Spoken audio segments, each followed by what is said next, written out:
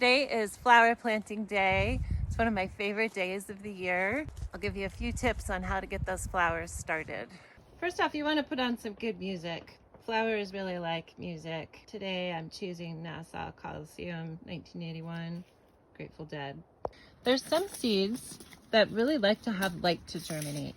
And it's important to look on the packet or just get to know the germination requirements for every flower that you're planting. I make little piles of the things that need light to germinate and then things that I can put into soil with a cover on top.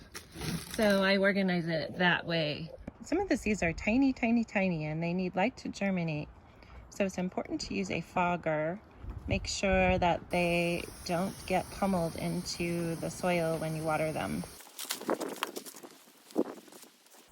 Make sure your mixture is very fine particles. Get all the clumps out. 4-inch pots only fill up part way so that they have a little bit of barrier against the wind. Seems like they don't dry out as fast if I don't fill them up as much.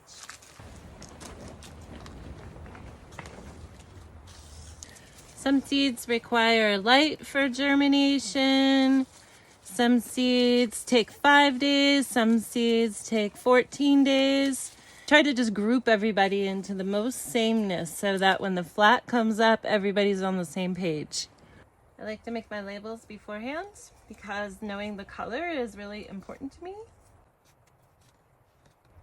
Make these little grooves. Pack them down. Making sure there's no big chunks and nothing that's going to fall in on the little seeds that I'm going to put in here. And this isn't like a combing, this is a patting for sure, because we want this to be able to keep itself clean when the water hits the soil. Making sure I'm not too close to the edges where things dry out. And then I water them in away from the seed packets. In this kind of weather, I have to water these 3 times a day. You can also do this method in a 4-inch pot. I don't fill up the 4-inch pots very much because I think that having them down in the pot keeps them from drying out. Same technique. For plants like cosmos, zinnias, marigolds, things that like to be covered, do the same method, but I just cover them up, and these seeds are a lot bigger, so I just don't put nearly as many seeds in a 4-inch pot. This is cosmos, marigolds.